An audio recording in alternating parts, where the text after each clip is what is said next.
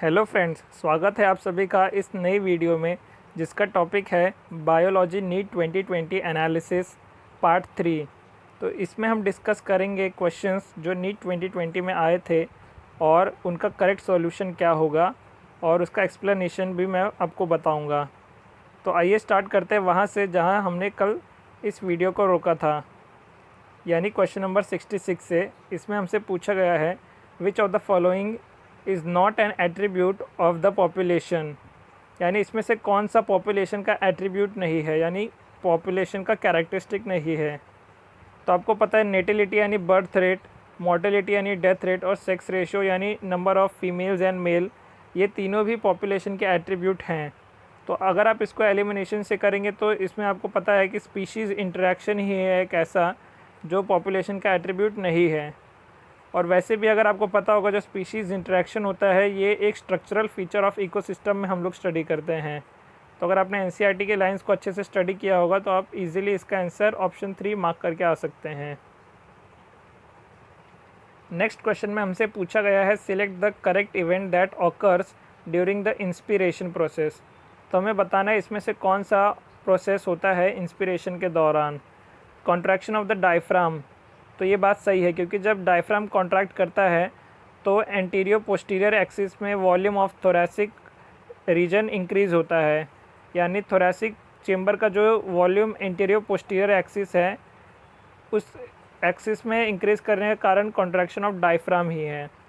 Option B में दिया है contraction of the external intercostal muscles, तो ये बात भी सही है। जब एक्सटर्नल इंटरकॉस्टल मसल्स कॉन्ट्रैक्ट करते हैं तो डॉर्सोवेंट्रल एक्सिस में volume of thoracic cavity increase होता है। तो ये दोनों भी सही होने के कारण ऑप्शन ए और बी करेक्ट है। थर्ड में लिखा है पल्मोनरी वॉल्यूम डिक्रीजेस, तो ये बात गलत है। जब इंस्पिरेशन होता है तो उस टाइम पे पल्मोनरी वॉल्यूम इंक्रीज़ होता है ना कि डिक्रीज़। तो ऑप्शन जो सी है वो इनकरेक्ट है। और फोर्थ में लिखा है इंट्रा पल्मोनरी प्रेशर इंक्रीजेस, ये बात भी गलत है क्योंकि हम लोग नेगेटिव प्रेशर ब्रीथिंग करते हैं, इसलिए जो इंट्रा पल्मोनरी प्रेशर है वो डिक्रीज़ होना चाहिए ना कि इंक्रीज़। तो इसलिए फोर्थ स्टेटमेंट भी गलत हो गया। तो अकॉर्डिंगली हमारा करेक्ट आंसर हो जाएगा ऑप्शन 4, यानी A and B are the correct statements. Next question में हमसे पूछा गया है according to Robert May the global species diversity is about. तो एक बहुत ही सिंपल सा फैक्चुअल क्वेश्चन है जो आप सबको पता होगा कि रॉबर्ट में ने एस्टिमेट किया था कि जो ग्लोबल स्पीशीज़ डाइवर्सिटी है वो अराउंड 7 मिलियन है। तो अगर आपको ये फैक्ट पता है तो आप इसको सिंपली मार्क करके आगे बढ़ सकते हैं, 10 सेकंड भी नहीं लगेंगे। तो बहुत ही सिंपल सा क्वेश्चन एनसीईआरटी से, वो भी डायरेक्टली। नेक्स्ट क्वेश्चन में हमसे पूछा गया है the QRS complex in a standard ECG represent. तो आपको पता है स्टैंडर्ड ईसीजी में अगर आप देखेंगे तो पहले होता है एक पी वेव, फिर होता है क्यूआरएस कॉम्प्लेक्स और उसके आगे होता है एक टी वेव। तो ये पी वेव, क्यूआरएस कॉम्प्लेक्स और टी वेव, इन सारे कंपोनेंट्स को मिला के एक स्टैंडर्ड ईसीजी कहा जाता है। इसमें जो क्यूआरएस कॉम्प्लेक्स है ये रिप्रेजेंट करता है डीपोलराइजेशन ऑफ द वेंट्रिकल्स। तो यहाँ पे अगर आप देखेंगे ये भी एक सिंपल सा एनसीईआरटी में दी हुई लाइन है और वैसे जनरली बच्चों को ये पता भी होता है कि depolarisation of the ventricle is represented by QRS complex. तो इसका करेक्ट आंसर हो जाएगा ऑप्शन 2। नेक्स्ट क्वेश्चन में हमसे पूछा गया है which of the following statements is not correct, यानी हमें इनकरेक्ट स्टेटमेंट पहचानना है।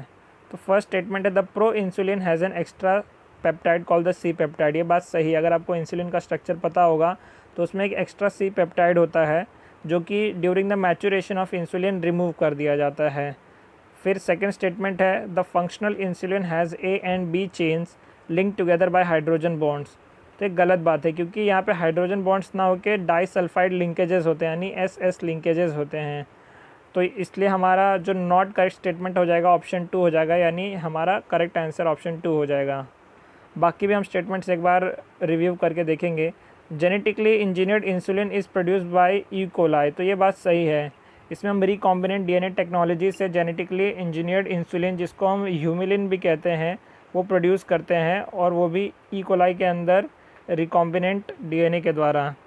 इन man insulin is synthesised as a pro insulin, ये बात भी सही है। पहले प्रो इंसुलिन सिंथेसाइज होता है, बाद में उसका मैचुरेशन होता है और बाद में जाके वो फंक्शनल इंसुलिन बनता है by removal of C peptide. तो इसमें जो हमारा करेक्ट आंसर हो जाएगा वो हो जाएगा ऑप्शन 2। जो नेक्स्ट क्वेश्चन है उसमें हमसे पूछा गया है the transverse section of a plant shows following anatomical features. तो ये एनाटॉमी ऑफ सीड प्लांट से बहुत ही सिंपल सा क्वेश्चन है। इसमें हमसे पूछा गया है large number of scattered vascular bundles surrounded by bundle sheath. तो ये किसका एनाटॉमिकल फीचर है? तो अगर आप पहला स्टेटमेंट पढ़ेंगे उससे आपको, अगर आपने अच्छे से पढ़ा होगा ये चैप्टर, तो सिंपली आप बता सकते हैं कि ये ज़रूर मोनोकॉट स्टेम का फीचर है। तो अगर आप ऑप्शन में देखेंगे बहुत ही सिंपल सा ऑप्शन 4 में दिया गया है मोनोकॉट स्टेम, क्योंकि इसमें जो वैस्कुलर बंडल्स होते हैं वो कोई भी रिंग के फॉर्म में नहीं होते, ऐसे स्कैटर्ड होते हैं और कोई भी यहाँ पे पिथ भी प्रॉपरली डेवलप नहीं होता। तो इसलिए आप अगर देखेंगे स्कैटर्ड वैस्कुलर बंडल फीचर से आप बता सकते हैं कि मोनोकॉट स्टेम का ही फीचर है। और नेक्स्ट ऑप्शन में देखेंगे तो large conspicuous parenchymatous ground tissue, तो ये बात भी सही है क्योंकि यहाँ पे बहुत सारा पैरेनकाइमेटस ग्राउंड टिश्यू यानी जो कॉर्टेक्स रहता है वो पैरेनकाइमा से बना हुआ रहता है। Vascular bundles are conjoint and closed, तो क्लोज्ड क्योंकि यहाँ पे कैम्बियम एब्सेंट होता है और यहाँ पे सेकेंडरी ग्रोथ एब्सेंट होती है, इसकी वजह से क्लोज्ड इसको कहा जाता है। और फ्लोएम पैरेनकाइमा इज एब्सेंट, ये भी मोनोकॉट स्टेम का ही एक फीचर है। तो इसका बहुत ही सिंपल सा आंसर हो जाएगा मोनोकॉट स्टेम, जो कि आप फर्स्ट स्टेटमेंट से भी आइडेंटिफाई कर सकते थे। नेक्स्ट क्वेश्चन में हमसे पूछा गया है सिलेक्ट द करेक्ट स्टेटमेंट। तो इसमें हमें कुछ स्टेटमेंट्स दी गई हैं, 4 स्टेटमेंट्स, और उसमें से हमें सिलेक्ट करना है कौन सा करेक्ट स्टेटमेंट है। तो फर्स्ट स्टेटमेंट है glucagon is associated with hypoglycaemia. तो ये बात गलत है क्योंकि हाइपोग्लाइसीमिया नहीं, ये हाइपरग्लाइसीमिया से एसोसिएटेड है। कभी भी जो ग्लाइसीमिया या कैल्सीमिया टर्म है ये विथ रिस्पेक्ट टू ब्लड होता है, यानी ब्लड में उसका कॉन्सेंट्रेशन ज़्यादा या कम हुआ कि नहीं। ग्लाइकोज यानी कि यहाँ शुगर की बात की यानी ग्लूकोज की बात की गई है, और ग्लाइसीमिया यानी उसका ब्लड में अमाउंट कितना हुआ है। हाइपो यानी होता है लेस, तो अगर लेस ग्लूकोज का अमाउंट हुआ है ब्लड में तो ये तो इंसुलिन का काम है, ग्लूकागॉन तो इंक्रीज़ करता है, तो ये स्टेटमेंट होगा गलत क्योंकि यहाँ पे हाइपो लिखा है, हाइपर होना चाहिए। नेक्स्ट स्टेटमेंट है insulin acts on the pancreatic cell and adipocytes. तो अगर आप इसको जल्दी जल्दी में पढ़ेंगे तो हो सकता है आप इसको गलत मार्क कर दें, क्योंकि यहाँ लिखा है कि insulin acts on the pancreatic cell, ये बात गलत है। एनसीईआरटी में जो स्टेटमेंट है वो है insulin acts on the hepatocytes and adipocytes, यानी लीवर के सेल पे काम करता है, ना कि पैनक्रियाटिक सेल, क्योंकि इंसुलिन जो है वो पैनक्रियाटिक सेल द्वारा प्रोड्यूस होता है beta cells of islets of Langerhans से। तो इसलिए ये वाला स्टेटमेंट भी हो जाएगा गलत। तो पहले 2 स्टेटमेंट हो गए गलत। Insulin is associated with hyperglycaemia, तो ये भी गलत होगा क्योंकि जो इंसुलिन है वो हाइपोग्लाइसीमिया से एसोसिएटेड है, यानी ब्लड में जो ग्लूकोज का लेवल है उसको डिक्रीज़ करने से एसोसिएटेड है, ना कि हाइपरग्लाइसीमिया। 4th स्टेटमेंट में दिया गया है glucocorticoid stimulate gluconeogenesis.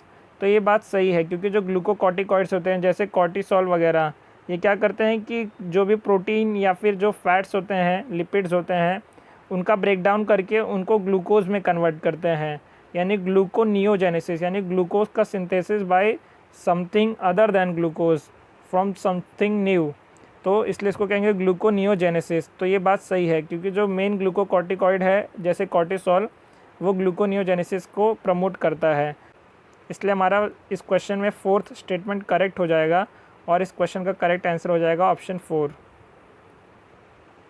Next question है इकोलॉजी से, जिसमें हमसे पूछा गया Montreal protocol was signed in 1987 for the control of.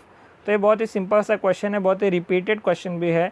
Montreal protocol जो कनाडा में साइन हुआ था 1987 में और जो इन्फोर्स हुआ था 1989 में, इसका जो काम था वो मेन था कि emission of ozone depleting substance को रोकने के लिए, यानी जो भी ओजोन को डिप्लीट करने वाले जैसे क्लोरोफ्लोरोकार्बन्स वगैरह हैं उनका जो एमिशन है उसको कम करने के लिए ये ट्रीटी साइन हुई थी।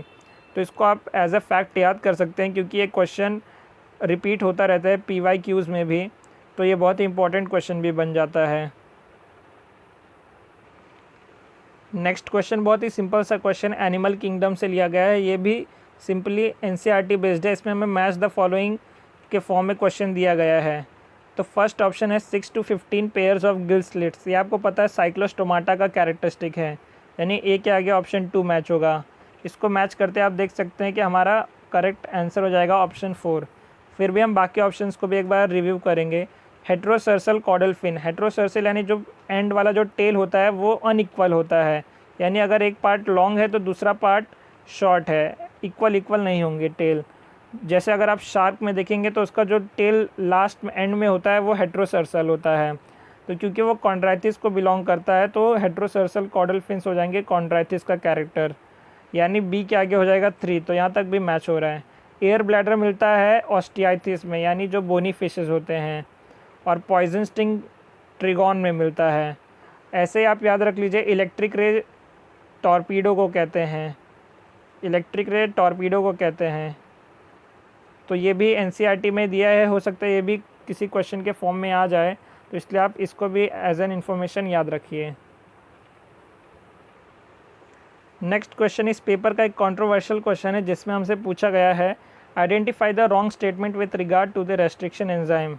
ये क्वेश्चन इसलिए कंट्रोवर्शियल है क्योंकि यहाँ पे एनसीईआरटी के बारीक लाइनों पर क्वेश्चन बनाया गया है, क्वेश्चन फ्रेम किया गया है बाय द एग्जामिनर। तो आइए हम इसके स्टेटमेंट्स को रीड करते हैं और मैं आपको बताता हूँ कि कहाँ यहाँ पे कंट्रोवर्सी क्रिएट हो सकती है।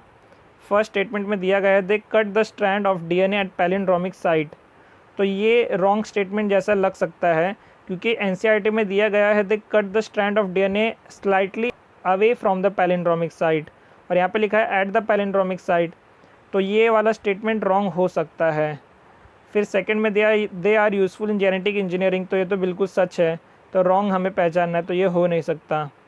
फोर्थ में दिया गया है each restriction enzyme functions by inspecting the length of a DNA sequence. ये बात भी बिल्कुल सही है कि वो पहले पूरे सीक्वेंस को इंस्पेक्ट करता है, फिर उसका जो पैलिंड्रोमिक साइट है उससे स्लाइटली अवे कट करता है।